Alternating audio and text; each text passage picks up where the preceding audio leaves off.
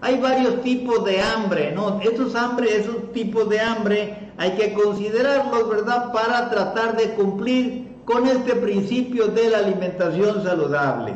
Tenemos en primer lugar el hambre nutricional, que es el hambre de comer alimentos buenos, o sea que requiere el ser humano, ¿verdad? Es lo que decíamos, ¿verdad? De lo que es saludable, de lo que nos pueda dar combustible, de lo que nos pueda dar además, por supuesto, nutrientes, micronutrientes, sí, que serían las vitaminas, sí, minerales, los aminoácidos, que son partes de las proteínas, ¿verdad? Y que se encuentran en los alimentos, como el huevo, como el hígado de vaca, en fin, como otro tipo de alimentos que tienen vitaminas de este tipo, como las semillas, ¿verdad? Almendras, nueces o el aguacate, ¿no? Entonces son alimentos sumamente completos, unos vegetales, otros animales, sí, pero todos ellos buenos.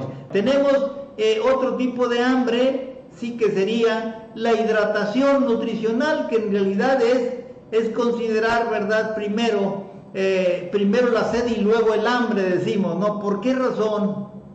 Miren, fíjense qué curioso.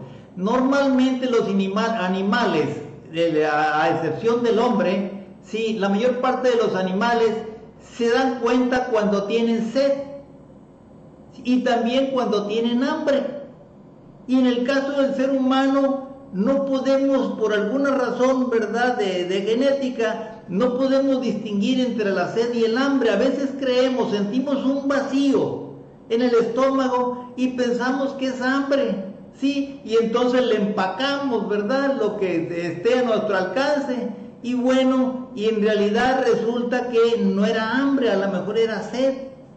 Sí, o sea, cuando hay una sensación en el estómago, a veces en primer lugar habría que pensar en la sed, en que falta líquido, que falta agua. Y entonces siempre que alguien tenga una sensación en el estómago, lo primero que tiene que hacer es tomarse un vaso de agua, sí, un vaso grandote de agua, y si se le quitó la mala sensación en el estómago es que era sed. Es la manera como vamos a distinguir la sed del hambre, ¿no? Entonces esta es una forma de cumplir con este principio. Seguimos con el tercer tipo de hambre. Bien, entonces aquí tenemos el principio, digamos, del hambre que tiene que ver con la variedad nutricional. Sí, entonces debemos de llevar una alimentación lo más variada posible. Sí, se requiere, por supuesto, ¿verdad? Hay quienes son vegetarianos, pero desde mi punto de vista, habría que considerar el consumo por lo menos de algunos alimentos de origen animal, porque hay algunos nutrientes que no vamos a encontrar en los vegetales, y entonces ahí está la opción. Por un lado, sí, el consumo, digamos, de alimentos de origen animal, los caldos, los caldos de hueso son súper alimento, sí, que tiene sobre todo componentes de proteínas, tienen aminoácidos, tienen colágeno, pero por supuesto estamos hablando de caldos, digamos, de animales orgánicos, o sea que no sean criados, digamos, en granjas, ¿no? O sea que sean entre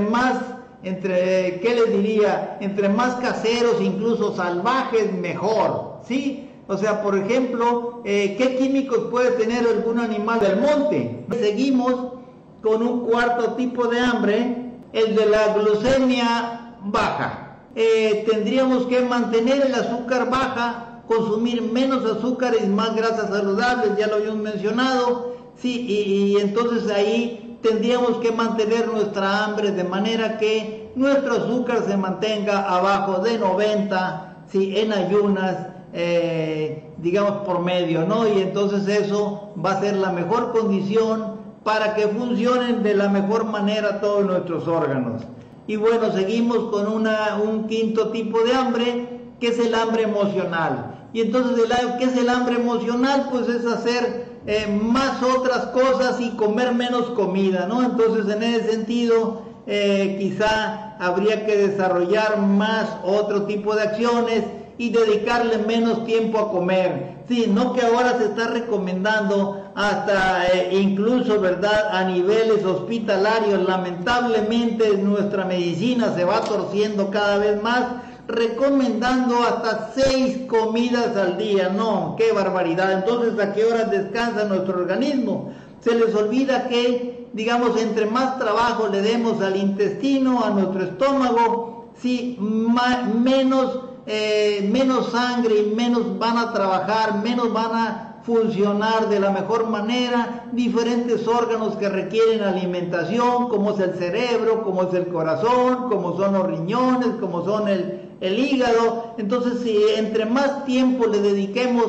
fíjese que por naturaleza el ser humano cuando come, toda la sangre se vuelca precisamente a la digestión, porque se supone que es ahí donde van a entrar los alimentos, el combustible, digamos, para que se mantenga la vida. Y entonces eso ya es, como les diría, ya tenemos un chip en ese sentido, ¿verdad?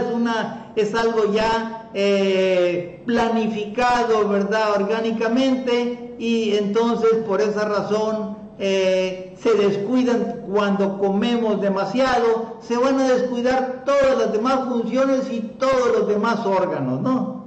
Bien, entonces seguimos con otra forma de hambre. Ahí sí, ¿verdad? Esta es la verdadera hambre, ¿verdad? El hambre por el estómago vacío. Habrá quien no tenga que comer, ¿verdad? Entonces eso es bueno considerarlo, sí, tener el estómago vacío. Entonces, en ese sentido, digamos, no es por casualidad que el ayuno ayuda a veces a mantener el estómago vacío, y entonces el ayuno puede ser terapéutico, puede ser de ayuda en diferentes situaciones, incluso no solo para prevenir padecimientos, sino también para corregirlos.